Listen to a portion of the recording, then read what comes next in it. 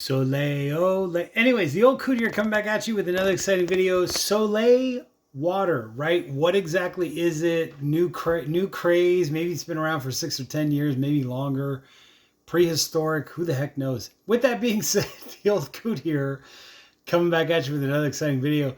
So hydration, right? Very important to be hydrated throughout the day.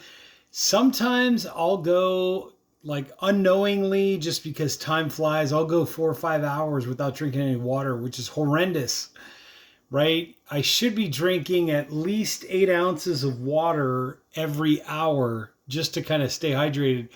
But one tip or trick that I do is I use Soleil water. So what exactly is it?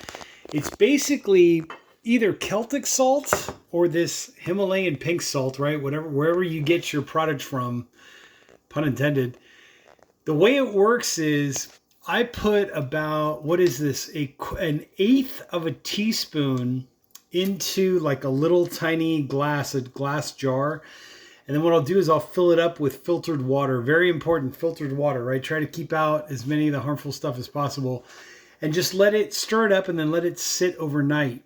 And what happens is the next morning, now I have about, I would say this is like one or two tablespoons full when it's all said and done. But what I do is every time I drink about 8 ounces of water, I'll put in somewhere around like either an eighth of a teaspoon or like a half teaspoon of this Soleil water. So it's basically filtered water with salt and hopefully the minerals that are within the salt that have dissolved in there into the 8 ounces of water. And then I drink that. It doesn't taste as bad as you think. Like it might have a little bit of like a quote unquote minerally kind of a flavor to it, but it's not as salty as you might think. Because remember, you're only mixing like an eighth of a teaspoon or maybe like a quarter of a teaspoon of this water that's been soleiled. I'm going to take an adjective and turn it into a verb. And then you're mixing it in 8 ounces of water, so you really don't notice it. And I just chug this. You know, I might sip like half and then half later, but usually I just chug this. If you're going to mix up a batch, like for the whole day, and you're going to put it in one of those big like water jugs, those big half-gallon water jugs or whatever the case may be, or like liter bottles, what I'll do in that case is I'll do like a full teaspoon, right? I'll do a full teaspoon of the salt, Celtic salt. I think there was a study conducted by one of those other, research people. I say other. There was a study conducted. Go ahead, do your own research. But I think the Celtic Sea Salt from like North Ireland or something, or Norway, I can't remember. It's somewhere in Europe, is like the most beneficial. It contains like the least amount of the bad stuff, and it contains the most amount of the healthy stuff, the vitamins, the minerals, the nutrients, the salt, or whatever. What I'll do is I'll mix up a full teaspoon of the salt. In this case, it's just the Himalayan pink salt, into like a bigger glass with about, a full, like at least 8 ounces, if not more, water. Mix that up. That becomes the base. And then what I'll do is I'll take that base. So let it sit overnight. Let the minerals, let the salt kind of dissolve into the water. You'll still get a little bit of this residual stuff at the bottom. Every once in a while, just give it like a little stir.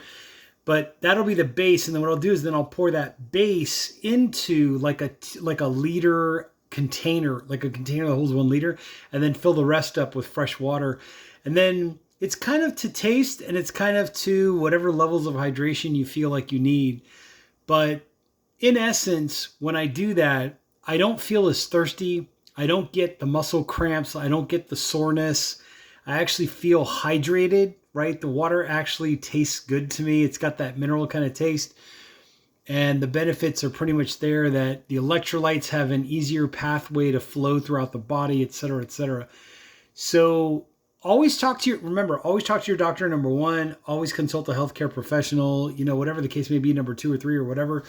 Go through what issues you're having. Like if you constantly feel thirsty, you're constantly having muscle cramps and soreness, and you're constantly going through pain as a result of hydration issues, it's just it's like one more, like another tool in the toolbox.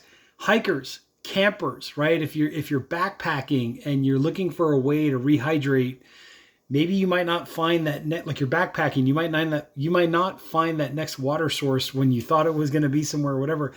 Keto, if you're on keto, right, you tend to pee out a lot of your fluids, your water. This may be something that you might want to consider, you know, do it maybe once a day, maybe twice a day. Like I usually try to do this little like 1/8 of a teaspoon spiel, right? So I can grab that back out again. So I tend to do this like 1/8 of a teaspoon spiel. I would say every time I do an 8-ounce glass of water, which should be about 8 to 10 times per day. Sometimes the way it works out is that I might do this maybe 3 or 4 times a day, but I am trying to keep my water level up there. There are other days, like if I know I'm in my usual routine, right, wake up in the morning, do my spiel, whatever. There are other days when I might do like a full gallon of water, and in that case, when it's all said and done, I'm probably doing about a teaspoon. I would say a teaspoon of the salt mixed into, you know, the full gallon of water when it's all said and done. If you want to do this ahead of time, like if you have a 1 gallon, one of those jugs that you bring with you everywhere, and you want to do it ahead of time, what you could do is, depending on what material that jug is made out of, because salt water will rust and corrode eventually. Even stainless steel or even marine grade stainless steel, so be careful. But and if it's try not to do it in plastic, because if it's in plastic, then you're opening yourself up to getting in more microplastics into your system, which is not a good thing. Then you have to eat more fiber to counteract the microplastics. But anyways, with that being said, I would say just mix it up ahead of time. Make a little batch, whether it's in this size container with the appropriate amount of salt, or this like an 8-ounce glass of water or whatever with the appropriate amount of salt, and then pour that into your daily jug or your daily 1 liter container or whatever, and that way you know that you're going to be hydrated.